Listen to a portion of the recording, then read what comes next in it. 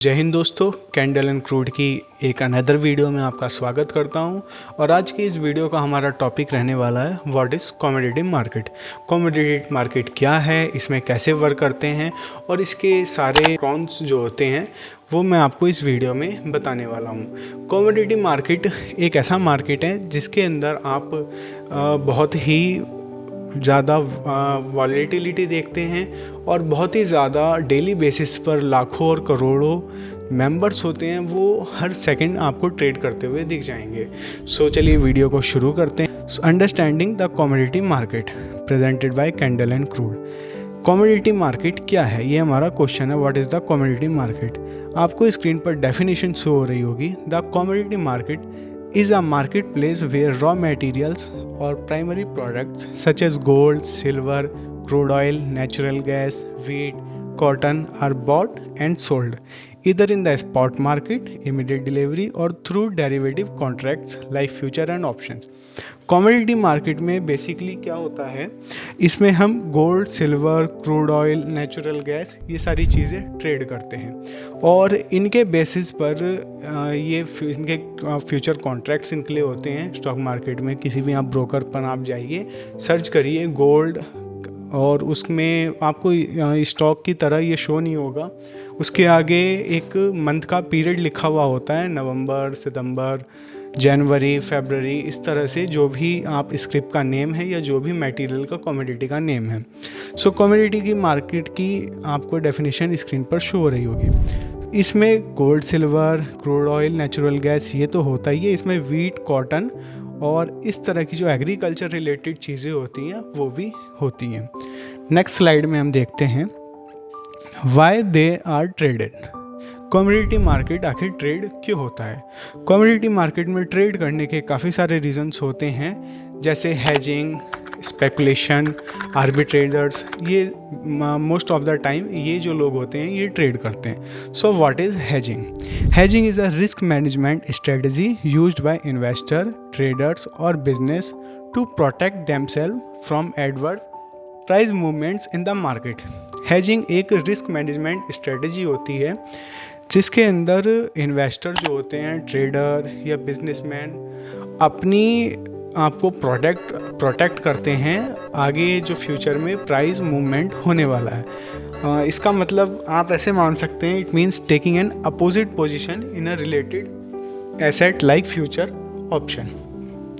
सो ये जैसे कि रिस्क मैनेजमेंट एक स्ट्रेटजी है।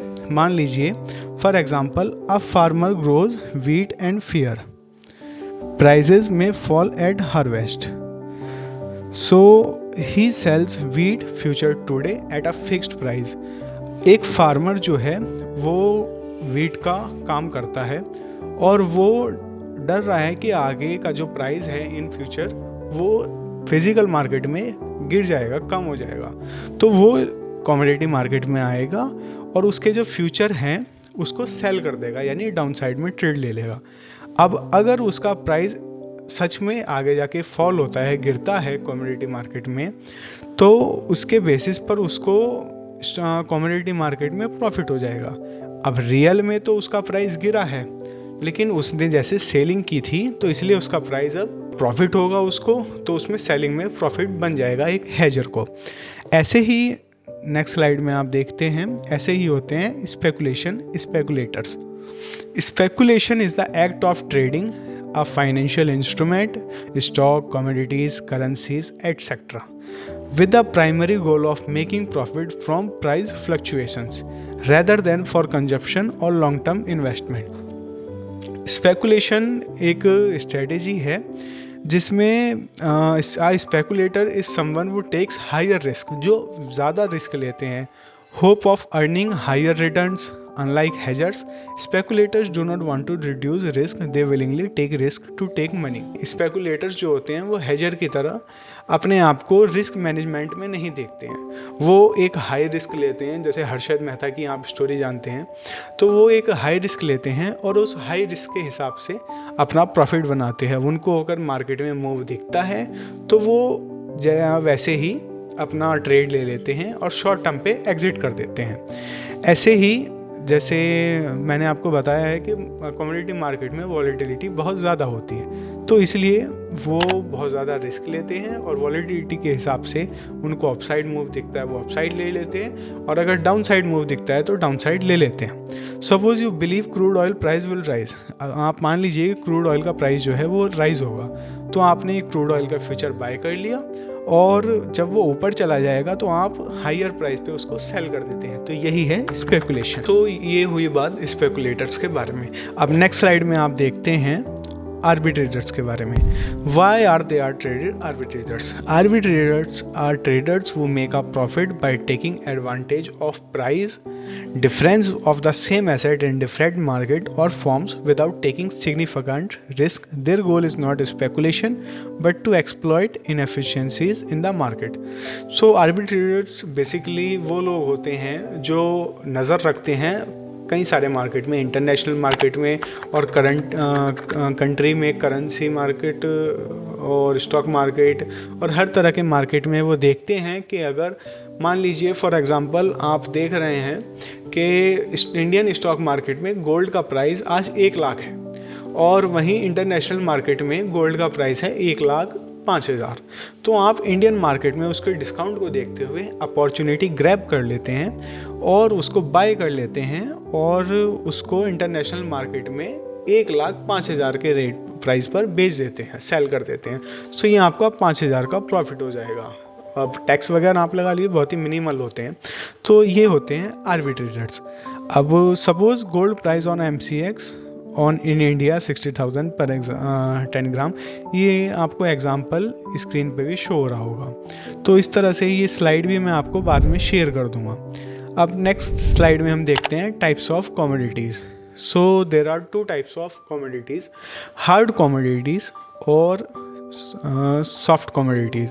हार्ड कमोडिटीज़ की डेफिनेशन है naturally occurring resources that are mined और एक्सट्रैक्टेड, जैसे कि मेटल्स। हार्ड कमोडिटीज़ वो होती हैं जो नेचुरली एक्सट्रैक्ट की जाती हैं, जैसे metals, gold, silver, copper, aluminium, निकल, और एनर्जी में क्रूड ऑयल, नेचुरल गैस, कोल।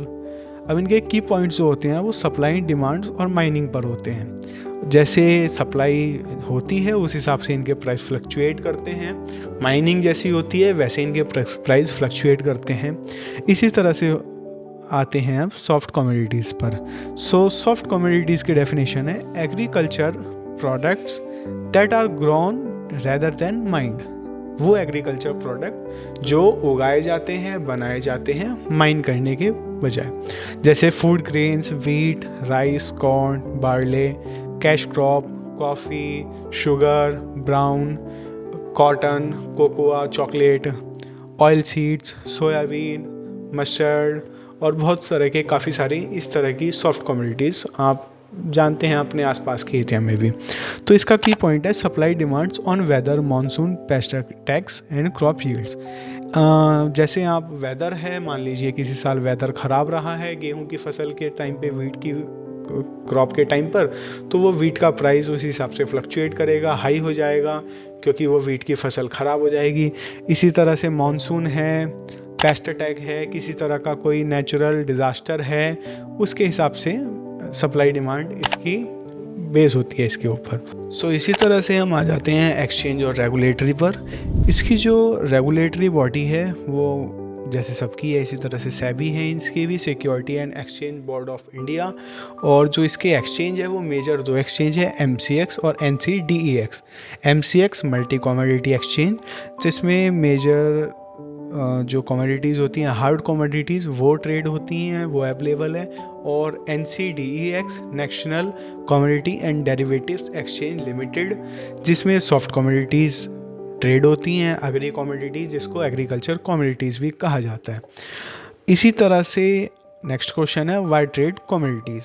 सो ये काफ़ी सारों का इस वीडियो को देखने के बाद क्वेश्चन हो सकता है और कभी वो विचार करते हैं अगर ट्रेड करने के बारे में तो ये उनका क्वेश्चन हो सकता है। सो मैं आपको बता सकता हूँ इसमें आपको एक तो डाइवर्सिफिकेशन है, आपको एक वास्ट अमाउंट ऑफ मार्केट में इसमें ट्रेड करते हैं लोग, तो उस हिसाब से आपको बहुत सारी चीज़ें भी हैं कमोडिटीज़ में। क्रूड ऑयल, अगर आपको क्रूड ऑयल में ट्रेड करना आप क्रूड ऑयल में कर सकते हैं, आपको गोल्ड में ट्रेड करना आप गोल्ड में कर सकते हैं, आपको लगता है गोल्ड का प्राइस सही नहीं चल रहा है, कोई मूव नहीं है, तो आप सिल्वर में कर सकते हैं। वरना फिर एग्री कमोडिटीज़ तो हैं ही जिसमें मेजरली ट्रेड होता ही है सब चीज़ों में। और फिर इसमें है एक ग्लोबल अपॉर्चुनिटी, इसमें पूरे इंटरनेशनल वर्ल्ड पूरे वर्ल्ड के लोग ट्रेड करते हैं। और दूसरी चीज़ हो गई हेज अगेंस्ट इन्फ्लेशन, आप इन्फ्लेशन के अगेंस्ट हेज कर सकते हैं। और फिर आ जाता है हाई लिक्विडिटी, जैसे कि वास्ट अमाउंट ऑफ ट्रेड है, इसमें मेंबर हैं, तो इस वजह से लिक्विडिटी बहुत ज़्यादा होती है, लिक्विडेशन बहुत ज़्यादा होता है। और नेक्स्ट है स्पेकुलेशन, मैं आपको प्रीवियसली बता ही चुका हूँ, तो एटसेट्रा। इस तरह से आपको अगर आप ट्रेड करना चाहते हैं तो बहुत सारे रीजंस मिल जाएंगे, और अगर नहीं करना चाहते तो वो उसमें भी आपको बहुत सारे रीजंस मिल जाएंगे।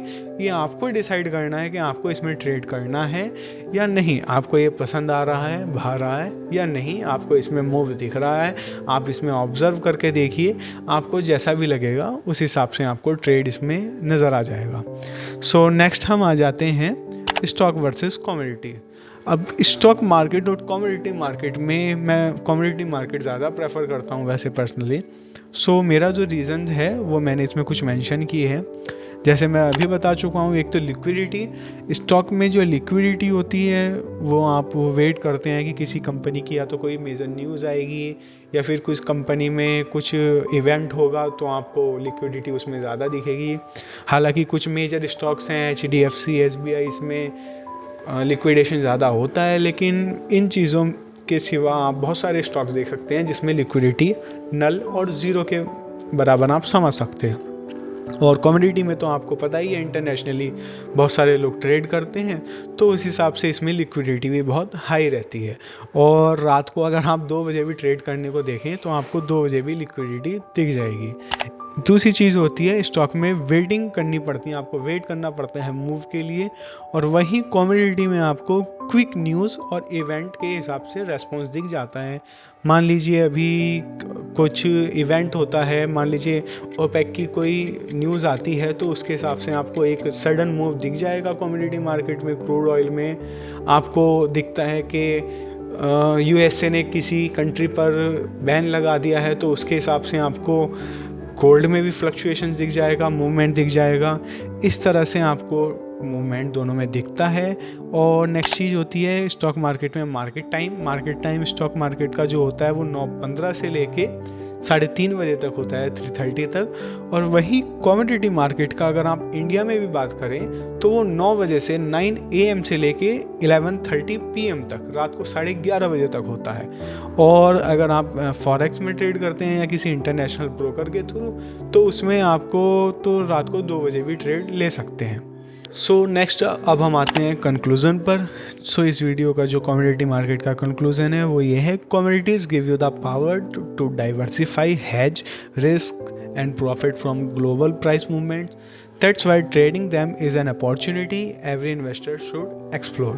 So कमोडिटी मार्केट में डाइवर्सिफिकेशन है, हेज रिस्क है, profit from global price movement है। आप रात को 2 बजे भी अगर किसी ब्रोकर के, इंटरनेशनल ब्रोकर के थ्रू देखते हैं तो आपको उसमें भी लगभग ऐसा ही मूव दिखेगा जैसे इंडिया में दोपहर में 12 बजे होता है, 12 PM पर।